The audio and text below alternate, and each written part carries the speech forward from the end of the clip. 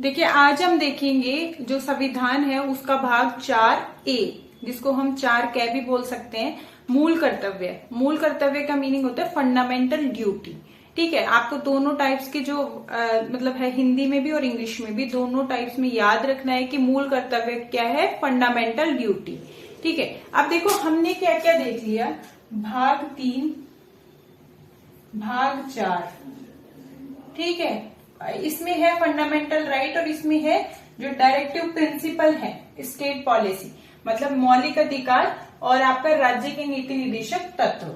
ठीक है, दोनों हमने देख लिए हैं कि यहाँ पे कहाँ तक प्रोविजन है, 12 से 35 और यहाँ पे 36 से 51।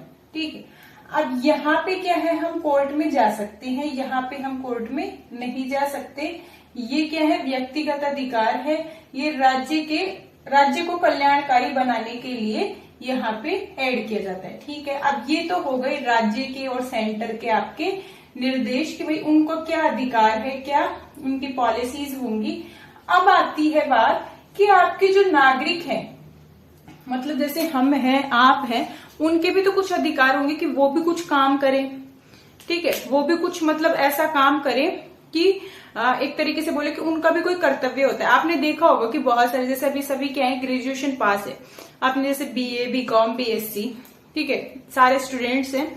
अब क्या होता है कि जैसे भी हम कोई भी क्वेश्चंस देखते हैं तो उसमें क्या होता है कि राइट्स और ड्यूटीज, मतलब जहां राइट्स है वहां ड्यूटीज तो अपने आप होगी, क्योंकि हम किसी से अधिकार ले रहे तो हमारा भी तो कुछ कर्तव्य होगा। जैसे घर में भी होता है, तो वहां पे क्या होता है कि जैसे घर में जैसे मम्मी पापा हमारे लिए काम करते हैं कि उनके राइट्स है, तो हमारा भी तो कुछ कर्तव्य है कि हम भी उनके लिए कुछ करें। तो इसी तरीके से कॉन्स्टिट्यूशन में भी एक चीज ऐड कर दी, मूल कर्तव्य, मतलब प्रत्येक नागरिक का क्या कर्तव्य होगा। ठीक है, तो इस वजह से 4A ऐड किया। अब आप सोचोगे कि ये 5, 6 ये ऐसा क्यों नहीं बना। देखिए, जब कॉन्स्टिट्यूशन बना था तब मैंने बताया था आपको हिस्टोरिकल बैकग्राउंड, जब हमने ऐतिहासिक पृष्ठभूमि देखी थी तब उसमें मैंने आपको पूरा बताया था कि जब फर्स्ट में प्रीएम्बल को जब ऐड किया था तब वहां क्या डाला गया था कि उसकी जो मूल संरचना है उसको हम चेंज नहीं करेंगे, ओनली किसको चेंज करेंगे, हम उसके अंदर कोई भी अमेंडमेंट करके, संशोधन करके उसमें चीजें रख देंगे कि यहाँ पे ये होगा, यहाँ पे ये होगा। अब सोचो, जब मूल कर्तव्य को ही अलग से कोई चैप्टर नहीं दिया तो हम और किसी को कैसे देंगे। ठीक है, तो वहां भी क्या हुआ, जैसे 25 भाग है, ठीक है, 448 है, फिर 464 कोई बोलता है, मतलब वो क्वालिफाइड नहीं है। तो इसलिए क्या है, सबके दिमाग में ये है कि कोई तो बोलता है 464 आर्टिकल है, कोई बोलता है 448 है, पर वैसे 448 है। पर क्या होता है कि जब हम इसको बेसिक स्ट्रक्चर को, मतलब जो इसकी मूल संरचना है उसको चेंज नहीं करेंगे तो ही क्या है, कॉन्स्टिट्यूशन एज इट इज बना रहेगा। अदरवाइज क्या होगा, कॉन्स्टिट्यूशन बिल्कुल भी जो उसका इम्पोर्टेंस है वो सारी खत्म हो जाएगी। तो इसलिए मूल कर्तव्य देखिए क्या है, मूल कर्तव्य क्या होता है, प्रत्येक नागरिक का कर्तव्य होता है।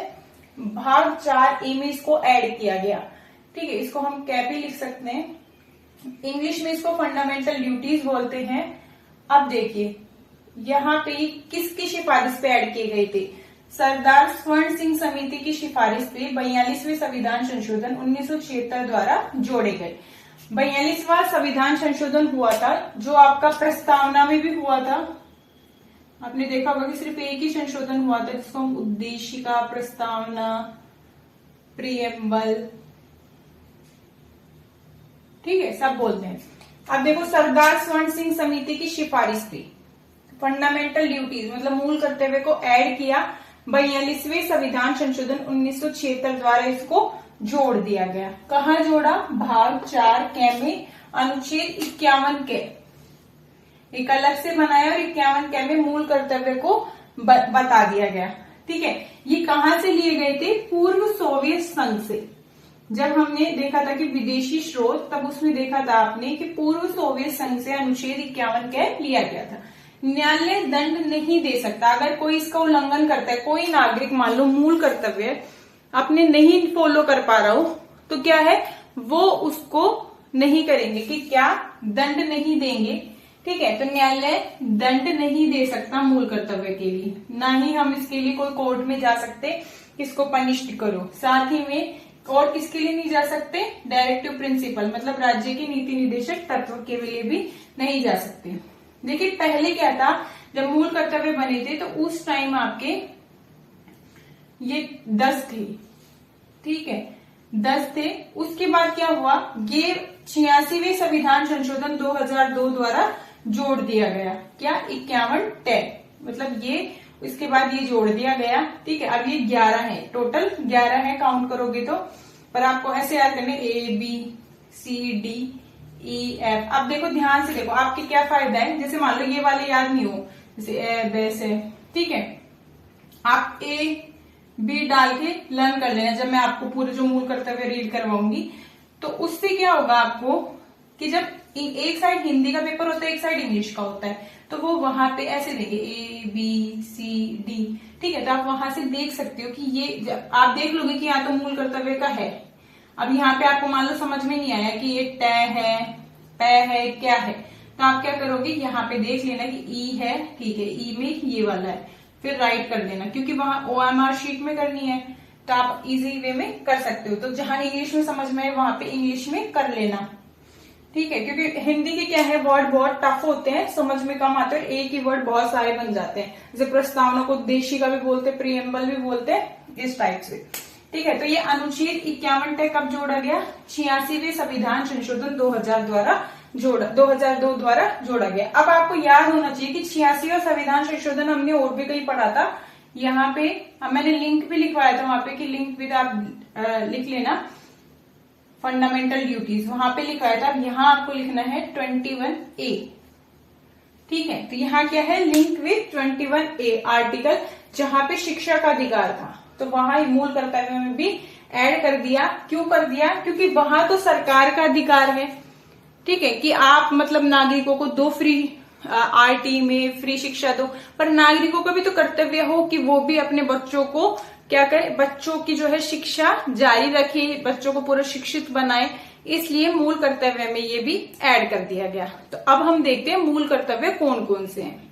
देखिए अब देखेंगे कौन कौन से मूल कर्तव्य दिए गए हैं, ठीक है। तो देखिए क्या मतलब A, नंबर डालते रहो आप, A संविधान का पालन करें और उसके आदर्शों, संस्थाओं, राष्ट्रीय ध्वज, राष्ट्रीय गान का आदर करें। देखिए क्या हुआ कि जब मूल कर्तव्य बनाए जा रहे थे, ठीक है, जब मतलब उसको ऐड किया जा रहा था, तब सबसे पहले कर्तव्य क्या दिया नागरिक का, कि जब कॉन्स्टिट्यूशन में है तो कॉन्स्टिट्यूशन का ही रेस्पेक्ट करेगा फर्स्ट में, ठीक है, राष्ट्रीय गान का करेगा और राष्ट्रीय ध्वज का करेगा, ठीक है, और उनकी संस्थाओं का करेगा।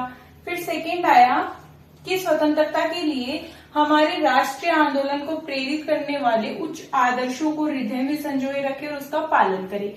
फिर देखिए संविधान का पालन, ठीक है, राष्ट्रीय ध्वज का, राष्ट्रीय गान का जैसे ही पालन करने के बाद जस्ट उन्होंने क्या डाल दिया कि जो भी पहले जितनी भी वार हुई थी, लड़ाइयां हुई थी, ठीक है, युद्ध हुए थे, और उसके बाद जो हमारे देश को आजाद करवाने के लिए जिन्होंने भी, जैसे भगत सिंह, राजगुरु, ठीक है, ये जितने भी लोग थे, उनके लिए क्या डाला गया है यहाँ पे कि स्वतंत्रता के लिए हमारे राष्ट्रीय आंदोलन को, मतलब जो राष्ट्रीय आंदोलन थे उनको प्रेरित करने वाले यही लोग थे, तो उनके उच्च आदर्शों को हृदय में संजोए रखे और उसका पालन करे, सम्मान करे उनका, ठीक है। फिर है C, भारत की प्रभुता, एकता और अखंडता की रक्षा करे और उसे अक्षुण्ण रखे, अक्षुण्ण मतलब एज इट इज बनाए रखे।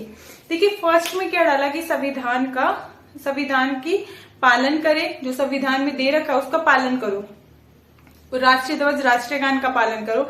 जो आपके सेकंड है कि जो आपके राष्ट्रीय आंदोलन को प्रेरित करने वाले लोग थे उनके उच्च आदर्शों को हृदय में संजोए रखो और उसका पालन करो। फिर थर्ड क्या डाल दिया कि ठीक है अब यहां तक हो गया, ठीक है, तो उसके बाद क्या डाला कि ठीक है अब ये तो हो गया, पर भारत है उसकी भी प्रभुता, एकता, अखंडता को भी एज इट इज बनाए रखना है, नहीं तो ये खराब हो जाएगी अगर कर्तव्य नहीं दिया तो, ठीक है। तो ये प्रभुता, एकता और अखंडता की रक्षा और अक्षुण्ण बनाए रखे। फिर देखो डी है, देश की रक्षा करे और आह्वान किए जाने पर देश की सेवा करे। अब यहाँ पे जब थर्ड नंबर पे डाल दिया था कि भारत की प्रभुता, एकता, अखंडता को बनाए रखे, तो वो किस तरीके से बनेगी। देखिए आप क्या है कि देश की रक्षा करें, ठीक है, देश की रक्षा करने के लिए जैसे आर्मी है, अगर काम जरूरत पड़े तो आम नागरिक भी देश की सहायता के लिए जुट जाए, तो यहाँ क्या डाल दिया कि आह्वान किए जाने पर, आह्वान मतलब बुलाए जाने पर या फिर कुछ ऐसी स्थिति देखे देश की तो देश की सेवा करें। जैसे उस टाइम क्या था, बहुत सारी महामारियां फैल रही थी, ठीक है, और बहुत सारे से आपातकाल लगाए जा रहे थे। जब 1975-76 में जब वो आपातकाल की स्थिति थी तभी इसको जोड़ा गया था, ठीक है।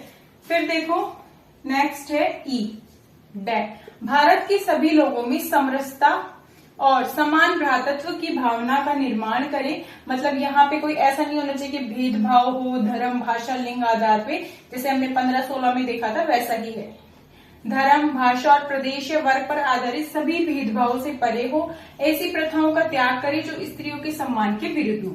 अब फिर क्या हुआ कि ठीक है, देश की रक्षा संविधान का पालन सब कुछ हो गया, अब देश के अंदर क्या कर्तव्य होना चाहिए जिससे शांतिपूर्वक व्यवस्था बनी रहे। तो सबसे पहले क्या आता है कि हम सब मिलके रहे, मतलब जो मिलके रहे ये, और भ्रातृत्व की भावना मतलब भाईचारे से रहे, साथ समरसता मतलब मधुर भाव, साथ मिलके रहे, विनम्रता से, किसी भी प्रकार का भेदभाव न हो, धर्म भाषा लिंग वर्ग प्रदेश किसी भी तरीके का कोई भी भेदभाव ना हो। साथ ही में यहाँ क्या लिखा कि जो स्त्री प्रथा थी, जो मतलब स्त्री को हानि पहुंचा रही थी, स्त्रियों के सम्मान के विरुद्ध थी, जैसे सती प्रथा थी, पर्दा प्रथा, बाल विवाह, ये क्या है, इसको क्या करना है, खत्म करना है, त्याग करना है, ठीक है, इसका त्याग करना है। फिर देखो एफ जय, हमारी सामाजिक संस्कृति की गौरवशाली परंपरा का महत्व समझे और उसका परीक्षण करें। मतलब सामाजिक मतलब संस्कृति मतलब जो हमारे बहुत पहले से संस्कृति चली आ रही है देश की, ठीक है, कि ऐसे रहना है, ऐसे खाना है, ऐसे सब काम होनी चाहिए, तो उसी संस्कृति को एज इट इज आप बनाए रखो। कोई स्मारक है तो उसको भी बनाए रखो, वो आगे आएगा, ठीक है। सामाजिक संस्कृति बनाए रखनी है, ठीक है, और उसकी रक्षा करनी है और उसकी परीक्षण भी करें। साथ ही में अगर कुछ ऐसा आपको लगता है कि कुछ गड़बड़ है तो फिर आप उसका परीक्षण भी कर सकते हो। फिर देखो जी 6 है, प्राकृतिक पर्यावरण को जिसके अंतर्गत वन झील नदी और वन्य जीव है रक्षा करें और उसका संवर्धन करें तथा प्राणी मात्र के प्रति दया भाव रखें। इसमें कहा गया कि ठीक है, अभी गौरवशाली परंपरा वगैरह सब हो गई, अब क्या हुआ, पशुओं के लिए आ गए, वन के लिए जंगल थे, ठीक है, उनके लिए आ गए कि आप प्राकृतिक पर्यावरण को बनाए रखो, वन झील पशु है उनको भी बनाए रखो, उनकी रक्षा करो, ठीक है, और उनका क्या करो, संवर्धन करो, मतलब उनको मारो मत, ठीक है, संवर्धन करो, मतलब जो पहले शिकार होता था उसको बंद कर दिया था, ठीक है, शिकार को इसी के जरिए बंद हुआ था। प्राणी मात्र के प्रति दया भाव रखो, मतलब प्राणी मात्र के प्रति आप क्या रखो, दया भाव, इनके प्रति दया भाव रखना है जिससे ये इनका संवर्धन हो सके, ठीक है। तो ये आपके जी तक थे, आप चाहो तो 1 2 3 5 6 7 तक ऐसे भी डाल सकते हो, पर ABC ज्यादा सुटेबल है, ठीक है। तो 7 हो गए। अब हम नेक्स्ट देखेंगे। नेक्स्ट, वैज्ञानिक दृष्टिकोण, मानवतावाद और ज्ञान अर्जन तथा सुधार की भावना का विकास करें। मतलब जो वैज्ञानिक दृष्टिकोण है, मतलब जो रिसर्च होते हैं उस सब चीजों के लिए मानवतावाद और ज्ञान अर्जन तथा सुधार की भावना का विकास करें, ठीक है। फिर नेक्स्ट है, देखिए, सार्वजनिक संपत्ति को सुरक्षित रखें। सार्वजनिक संपत्ति मतलब जो स्मारक हैं आपके उनसे रिलेटेड है, ठीक है। तो सार्वजनिक संपत्ति को सुरक्षित रखें और हिंसा से दूर रखें, कि मतलब उनकी तोड़ फोड़ ना हो, इसके लिए। फिर देखो जी, व्यक्तिगत और सामूहिक गतिविधियों के सभी क्षेत्रों में उत्कर्ष की ओर बढ़ने का सतत प्रयास करें जिससे राष्ट्र निरंतर बढ़ते हुए परिवर्तनों और उपलब्धि की नई ऊंचाई छू ले। देखो, व्यक्तिगत और सामूहिक गतिविधि मतलब यहाँ क्या है, जैसे खेल होते हैं, ठीक है, और जैसे इंटरनेशनल लेवल पे भी होते हैं, ठीक है, गेम्स है, आपके कोई अवार्ड्स है या फिर आप कुछ अच्छा करो तो उस चीज के लिए है ये उपलब्धि। तो पहले जब 86वां संविधान संशोधन नहीं हुआ था, ठीक है, उससे पहले यहीं तक थे, उसके बाद ये ऐड किया गया था